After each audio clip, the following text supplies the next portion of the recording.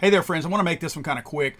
I've been getting a lot of feedback, a lot of questions that I'm fielding in comments, email, things like that, regarding the, quote, ghost gun rule that went into effect last month. A lot of people are not sure really what took place or what the ruling is. And in typical ATF fashion, they have tried to make the wording as ambiguous as possible and as open-ended and objective as possible so that whoever is trying to implement the rule can use their own discretion to either make somebody be illegal or make somebody legal in terms of how they approach this. And of course, again, that's typical ATF fashion. More specifically, there's two terms that they use that you gotta pay specific attention to. One is readily and the other is kits. These two are very, very specific, and they gloss over them and just kind of toss them randomly throughout their ruling without really drawing a whole lot of attention to it, because those are kind of the hinge points in all of this. Let me explain a little further. The term readily, they actually mention in the registry here, the department proposed to add the term readily and define it as a process that is fairly or reasonably efficient, quick, and easy, but not necessarily the most efficient, speedy, or easy process.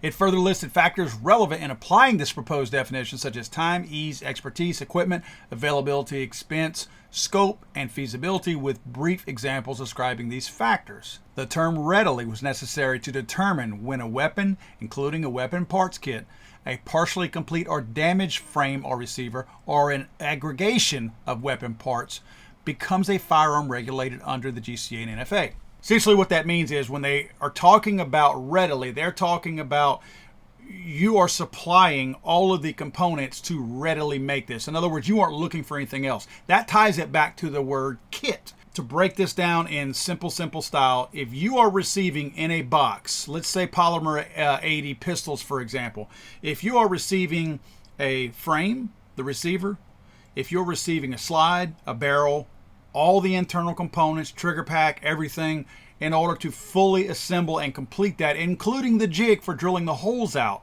If all of that is included in one box, that is a kit that is readily made available to be able to be turned into or transformed into a firearm. Thus, it cannot be sold in that type of configuration without the seller putting serial numbers on there and selling it through a FFL, Federal Firearms Dealer. Can you buy that kit? No, you can't, because it's illegal to sell it to you now. So this is more of a law aimed at the sellers of these items at this point. Again, it's open to interpretation on any given day. That's how the ATF rolls. So if you want to build a Polymer 80, what do you do now? You simply go to Polymer 80's website and you order these components. They will be shipped to you separately. There is no longer a gun in a box or a kit in a box, and it's not all going to be self-contained for you anymore. That's just not how it's going to happen. Strike Industries has a very similar thing with the Strike 80. So now you're going to have to buy those components separate. They will be shipped separate.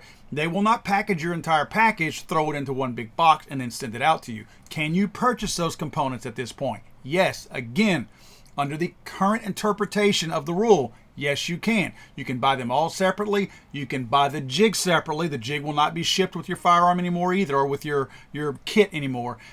You can buy all those things separately. You can finish milling out the receiver. You can put all the components together, and you can have it unserialized. There was no serial on this thing. You can have it unserialized at that point. Now, if a transfer is made of that particular firearm that you made and there's no serial number on it, by their new ruling, that would have to go through a Federal Firearms License Dealer. And at that point, someone, and I'll have to look more deeply into this, I believe it's actually the FFL, would have to put a serial number on there in order to transfer it to somebody else after that. So that's where the kind of guesswork is right now.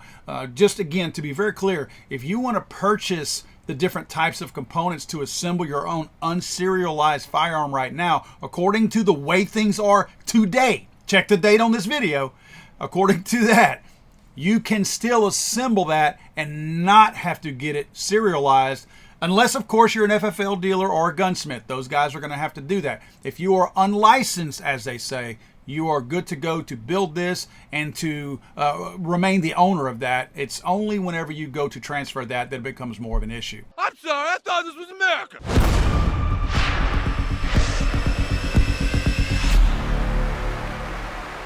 He's